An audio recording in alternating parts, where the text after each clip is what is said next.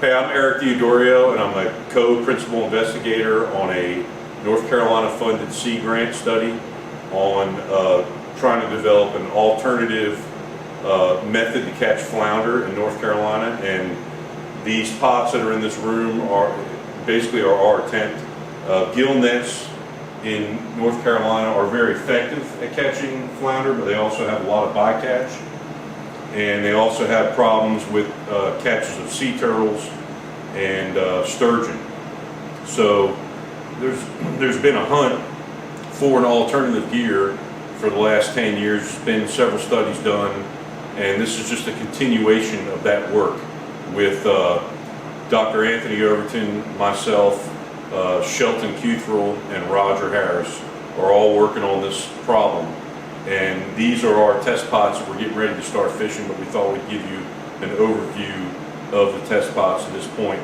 This is my first attempt. It's very large. It's not incredibly high. And what I was trying to get, I have a theory that the flounder, one thing that we have seen in the other studies is that a resistance to flounder going in pots. Yet commercial crabbers regularly catch flounder in their pots. In say a couple hundred pots, they might have 10 flounder in a day. So they're catching flounder. Flounders will pot, but in a crab pot, they're going in a real small opening, real close to the bait well, and we're not understanding why other designs are not working. So one of my theories is that the flounder are probably jamming themselves in the crab pots to get where the activity is. The crabs, the small fish are shredding bait that's in the crab pot, creating lots of environment with little fish, and they want to be in there to ambush the little fish. So if that's right, I don't know if it is or not, but if that's right, I wanted a large area, and in this pot you have 18 inches between the bait well and the end of the funnel, and you have a very slick, smooth transition going up into the pot. A small rise, 3.5-inch rise, and it's unobstructed. The 360 degrees all the way around. There's no bars, nothing in the way other than the 4 uprights that are supporting the pot. Everything on the inside is totally clear. There's no obstructions, and they can go in there and settle down. They can ambush predators. Hopefully they're an ambush predator, and hopefully that's what they're going in there for. So I've got these little fake baits in there. I've got some lights that I'm going to try, some long line lights, and that's my first attempt. Clear webbing on the top, just to see if maybe they're afraid of an overhead obstruction. We're not sure. So it's trawl webbing on the bottom and small mesh webbing on the top. This is my second attempt. Again, only about a 10-inch space from here to here that's obstructed, and a clear opening all the way around this side, and all the way around this side is clear and open. It's small mesh trawl webbing, and I was actually thinking this one would be easily convertible to a collapsible design. If you made these points here, if you welded this as a pivot, then the whole thing would lay down.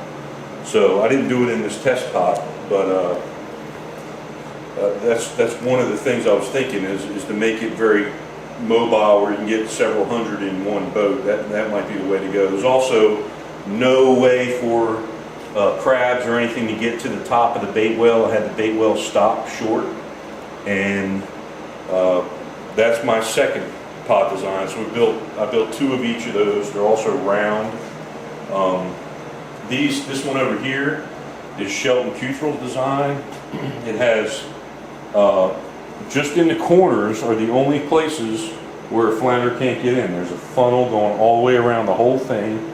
There's a long bait well on the top that's easily accessible. It's very stackable, this design.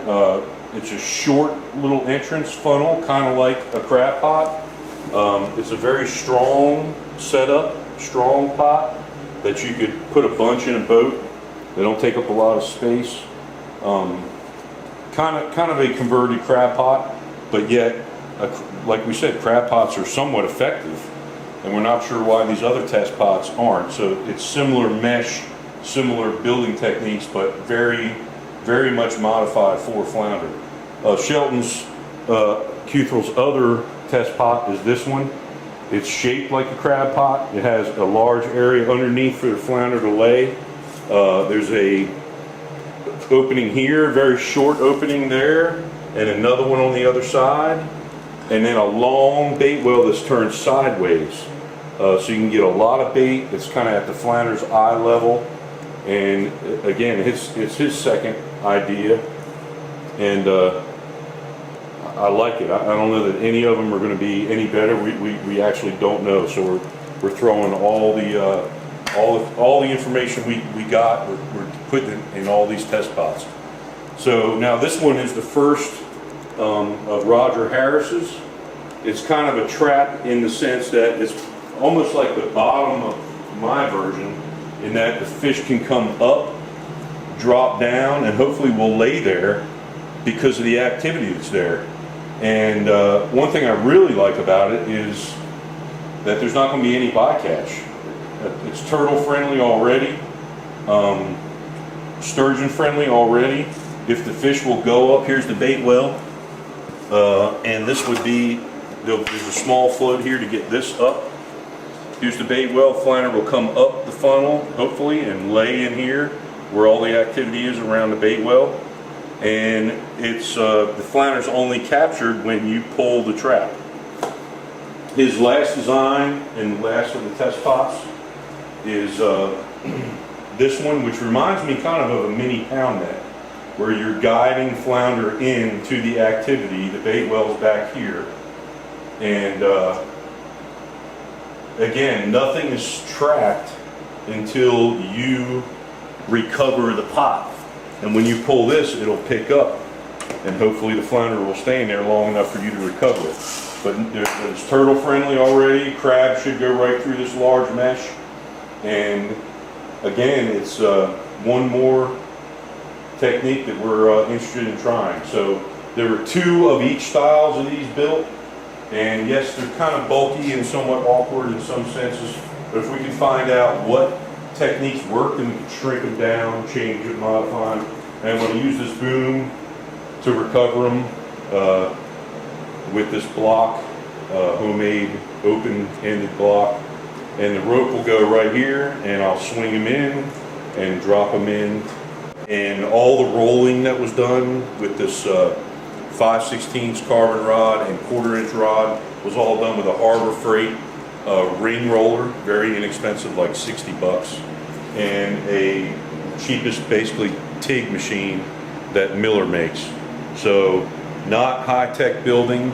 I think Shelton had used a homemade brake to break his pots, and I know there's some welding involved, but basically it was all in-house, fairly simply made, just a lot of effort and a lot of time put in before it was built and during the building process.